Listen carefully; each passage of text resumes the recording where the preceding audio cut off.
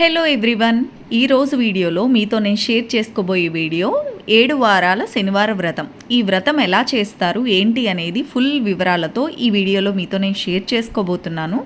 So ఈ వీడియోని last వరకు చూసేసి ఇంకా ఎవరైతే నా ఛానల్ని సబ్స్క్రైబ్ చేసుకోలేదో నా ఛానల్ని సబ్స్క్రైబ్ చేసుకోండి. అలాగే ఈ వీడియోని లైక్ చేయడం మర్చిపోకండి. 7 వారాల శనివార వ్రతం. ఈ వ్రతం చాలా మహత్యం. ఈ వ్రతం చేసుకుంటే మనం అనుకున్నది నెరవేరుతుందన్నమాట. ఈ వ్రతం ప్రాసెస్ ఎలాగో ఈ వీడియోలో చూపిస్తాను, చూడండి. ఇలా పీటకి ముందుగా మనం పసుపు రాసుకొని ముగ్గుతో ఈ విధంగా అలంకరించుకోవాలి. ఇలా పీటని అలంకరించుకున్న తర్వాత ఇక దీని మీద ఒక వైట్ టవల్ని పరచాలన్నమాట. అంటే మనం 7 వైట్ టవల్స్ 7 జాకెట్ ముక్కల్ని 7 వారాలకి మనం సిద్ధం చేసుకొని ముందుగా పెట్టుకుంటే మనకి చాలా ఈజీగా ఉంటుంది.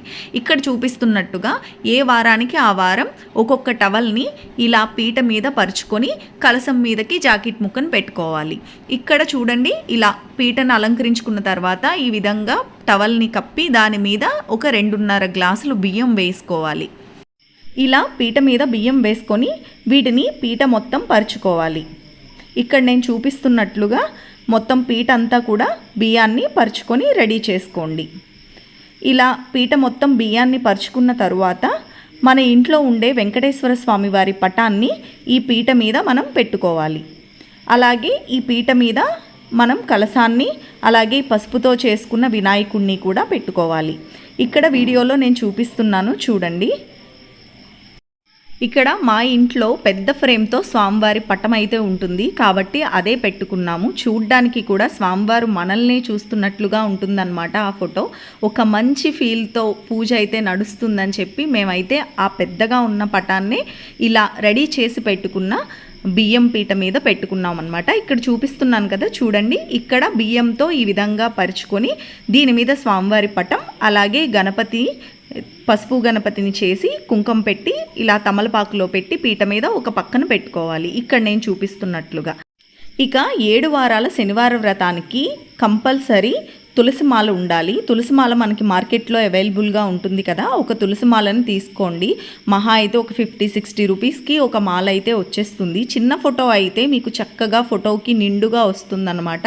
మేము పెద్ద పటం పెట్టడం వల్ల ఈ మాల అయితే కొంచెం చిన్నదిగానే అయింది. దానికి ఇంకా పువ్వులను అడ్జస్ట్ చేసి మేమైతే ఫైనల్గా ఒక మాల రూపంలో అయితే దీన్ని తీసుకొచ్చాము. ఇక్కడ నేను చూపిస్తున్నట్లుగా తులసి మాలను అలంకరించుకోవాలి. అలంకరించుకొని దానికి ఇంకా ఏమన్నా మందార పువ్వులు అవన్నీ కూడా మీ ఇంట్లో ఉండే పువ్వులన్నిటినీ కూడా మనం చక్కగా పెట్టి స్వామివారి పటాన్ని అందంగా అలంకరించుకోవచ్చు. అలాగే ఇక మనం కలసం, ప్రతి వాళ్ళకి తెలిసే ఉంటుంది కలసం పూజకి ఎలా రెడీ చేస్తారో. ఇలా ఈ విధంగా కలసానికి కొంచెం పసుపు రాసి గోవిందనామం కింద పెట్టానన్నమాట. కలసంలో కొన్ని నీళ్లు పోసుకొని అందులో పసుపు కుంకుమ అలాగే అక్షింతలు ఒక పువ్వును కూడా వేసుకోవాలి. ఇక మామిడాకులు ఉంటాయి కదా, వాటిని కూడా ఇలా ఈ కలసంలో పెట్టుకొని దాని మీద కొబ్బరికాయని ఇలా ముచ్చుకు పైకి వచ్చేలాగా పెట్టి దాని మీద రవికల గుడ్డని కలసం మీద అందరికీ తెలిసే ఉంటుంది కదా, కలసం మీద పెట్టే విధంగా మడుచుకొని దాన్ని ఈ కొబ్బరికాయ మీద పెట్టి ఈ కలసాన్ని తీసుకువెళ్ళి స్వామివారి ఎదురుగా ఈ బియ్యం పరిచిన పీట మీద పెట్టుకోవాలి. ఇక్కడ నేను చూపిస్తున్నట్లుగా మీరు ఈ ప్రాసెస్ అయితే చేసేసుకోండి. అందరికీ కలసం కోసం తెలిసే ఉంటుంది కాబట్టి నేను ప్రత్యేకంగా చెప్పక్కర్లేదు. ఇక్కడ నేను చూపిస్తున్నట్లుగా కలసాన్ని అయితే రెడీ చేసేసుకోవాలి. చూస్తున్నారు కదా, జాకెట్ ముక్కని కలసం మీద పెట్టుకునే విధంగా ఇది అందరికీ తెలిసే ఉంటుంది. ఈ విధంగా అయితే మడత పెట్టుకొని కలసం మీద పెట్టుకొని ఈ కలసాన్ని తీసుకువెళ్ళి స్వామివారికి అలంకరించిన ఈ బియ్యం పీట మీద పెట్టుకోవాలి.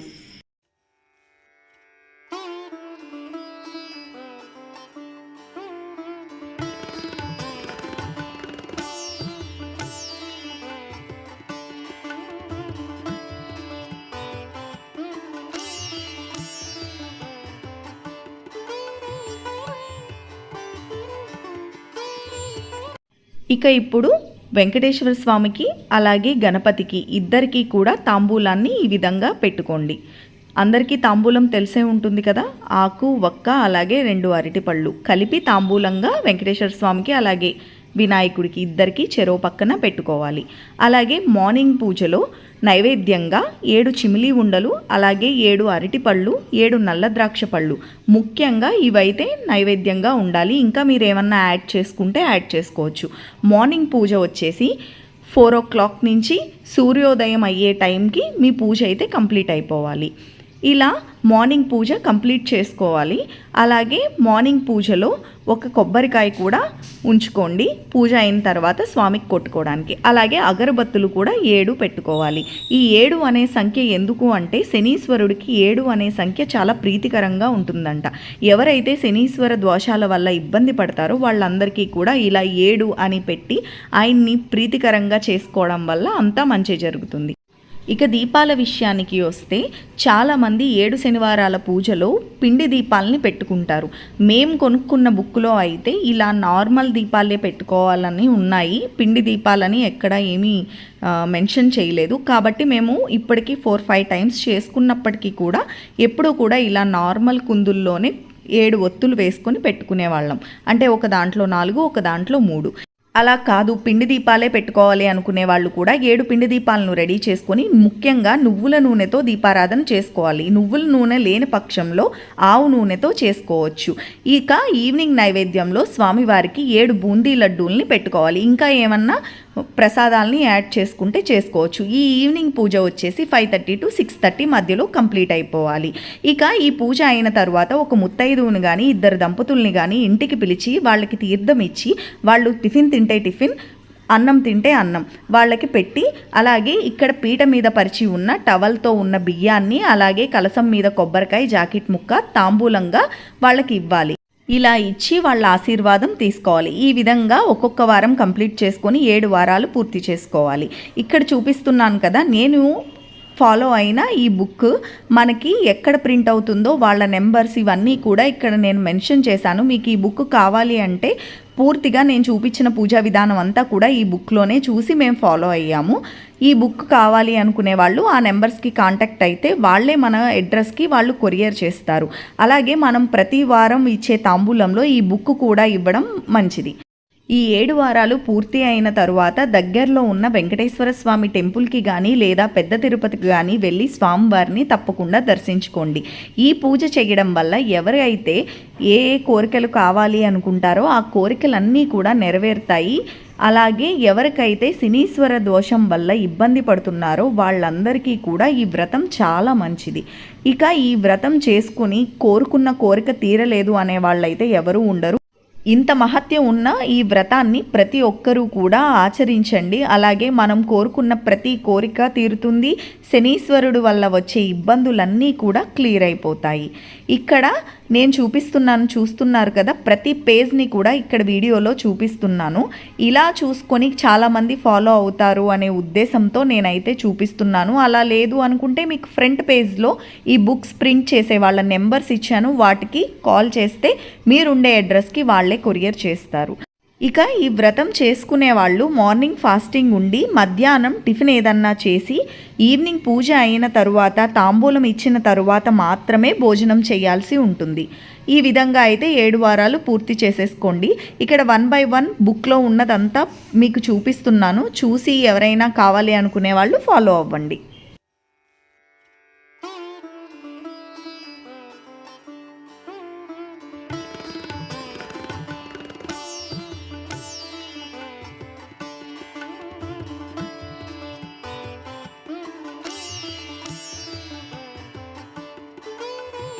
మనం ఈవినింగ్ పూజలో 3 కథలు చదువుకోవాల్సి ఉంటుంది. ఆ కథలు కూడా ఈ బుక్లోనే ఉంటాయి. శ్రీ వెంకటేశ్వర స్వామి మహత్యం, కుమ్మరివాని భక్తి, దేవదత్త దంపతుల కథ, ఇవన్నీ కూడా చాలా ట్రూ స్టోరీస్ అన్నమాట.